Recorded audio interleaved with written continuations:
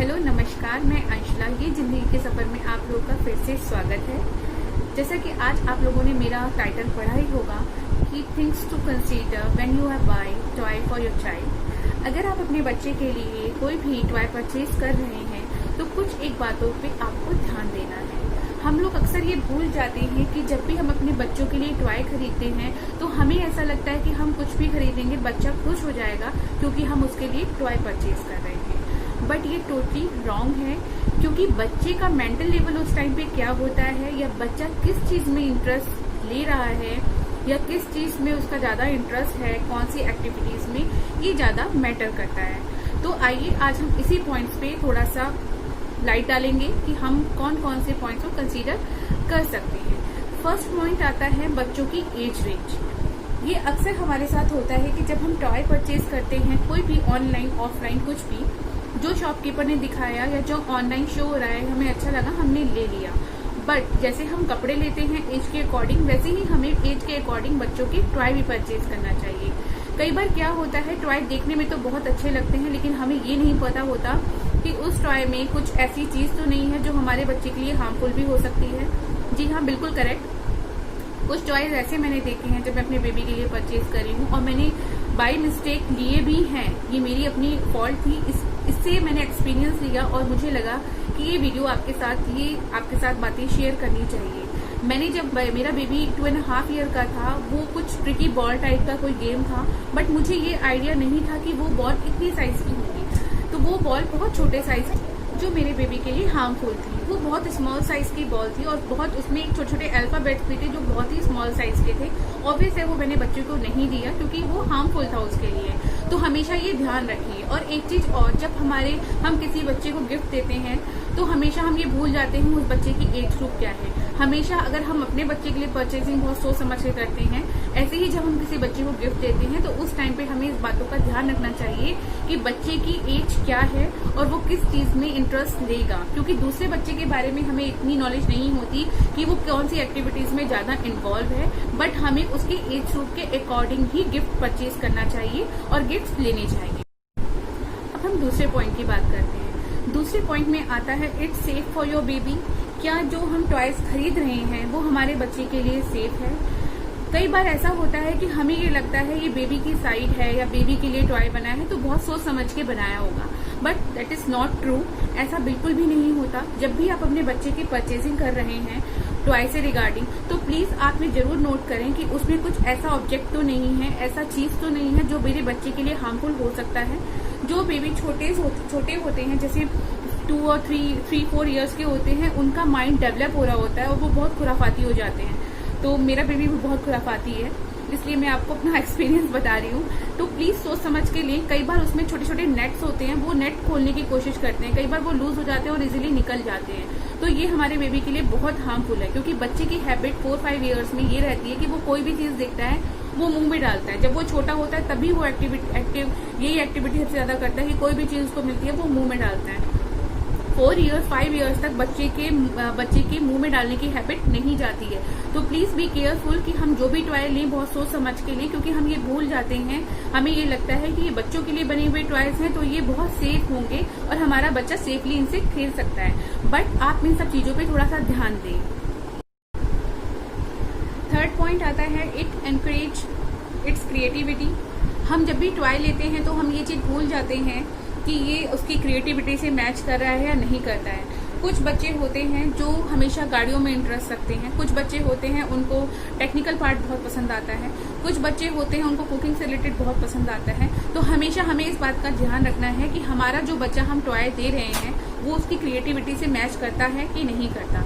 क्योंकि अगर कोई आप टॉय देंगे और उसकी क्रिएटिविटी उसमें इंकरेज नहीं हो रही है, प्रमोट नहीं हो रही है, तो डेफिनेटली वो डेवलपिंग में उसके थोड़ा सा प्रॉब्लम कर सकता है। तो इन सब चीजों पे आप ध्यान दीजिए कि जब भी आप अपने बच्चे के लिए टॉय खरीदें तो उसकी क्रिएटिविटी पे ध्यान दीजिए। आजकल तो इतने प्यारे प्यारे ब्लॉक्स आ गए हैं, पजल्स आ गए हैं, जिसमें हर एक लेवल की चीजें, जैसे बिल्डिंग ब्लॉक्स जो आते हैं उसमें आपका ये व्हीकल वगैरह जैसे कार है, बसें हैं, ये सब चीजें भी बनाई जाती हैं, बिल्डिंग बनाई जाती है। अलग अलग क्रिएटिविटी भी आजकल ब्लॉक्स आ गए हैं। तो जब भी आप टॉय लें तो इन सब चीजों पे जरूर ध्यान दें।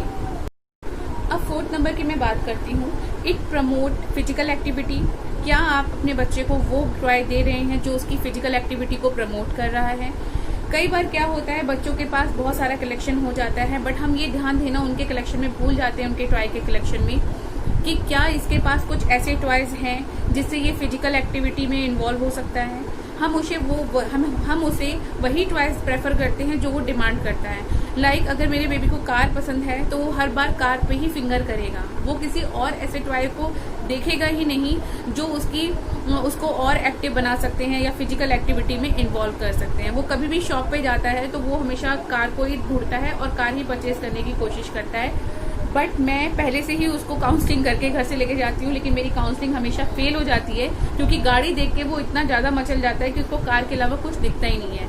अब मेरे पास एक ऑप्शन बढ़िया आ गया कि मैं उसको शॉप पे लेके ही नहीं जाती हूँ, मैं शॉप से उसको अवॉइड करती हूँ और जितना भी सामान मैं उसके लिए परचेज करती हूँ टॉय, वो सारा ऑनलाइन परचेज करती हूँ और उसके अकॉर्डिंगली, क्योंकि मेरे बच्चे को ब्लॉक्स खेलना बहुत पसंद है, गाड़ियों से खेलना बहुत पसंद है।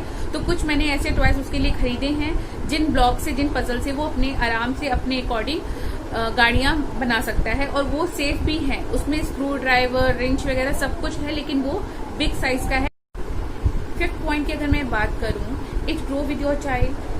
मेरा कहने का मतलब है, क्या आपके बेबी के कलेक्शन में, क्या आपके बच्चे के टॉयज के कलेक्शन में कुछ ऐसे टॉयज हैं जो आपके बच्चे के ग्रोथ के साथ ग्रोथ करें। अक्सर हम ये टॉय लेने से पहले भूल जाते हैं कि हमें अपने बच्चों के कलेक्शन पे भी ध्यान देना चाहिए। कुछ टॉयज ऐसे होते हैं कलेक्शन में जिनमें हम ये भूल जाते हैं कि हमारा बच्चा उसमें इंटरेस्ट ले रहा है या नहीं ले रहा है। हम एक बॉक्स रेडी कर देते हैं, उसमें उसके सारे टॉयज रख देते हैं, जब उसे खेलने का मन करता है उसके सामने रख देते हैं। वो इंटरेस्ट लेता ही नहीं है टॉयज में, क्योंकि उसमें से कुछ टॉयज ऐसे हैं जो उसके यूजलेस हो चुके हैं, उसके मतलब की नहीं है। हमें इस बात का ध्यान रखना चाहिए कि अगर मेरे बेटे का कलेक्शन, बच्चे का कलेक्शन अच्छा है तो मैं उसमें कुछ ऐसे टॉय ऐड कर दूं जो उसके डे बाय डे की ग्रोथ जैसे होती है वो उसमें भी इंटरेस्ट ले। टोटली मेरे कहने का मतलब ये है, don't throw away all your money on toys that will only amuse your child for few months.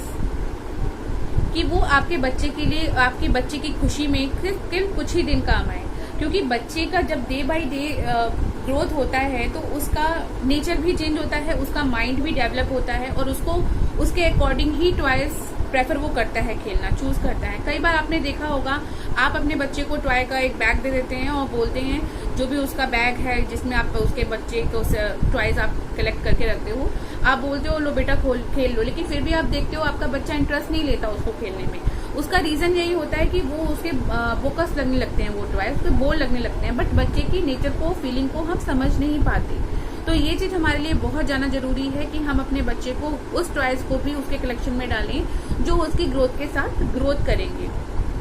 इससे क्या होगा, आपका बच्चा बढ़ता जाएगा और उसमें उसका इंटरेस्ट आता जाएगा। 6th पॉइंट की अगर मैं बात करूं, इट इंकरेज लर्निंग। क्या आपके बच्चे का टॉय आपके बच्चे की लर्निंग में भी प्रमोट कर रहा है?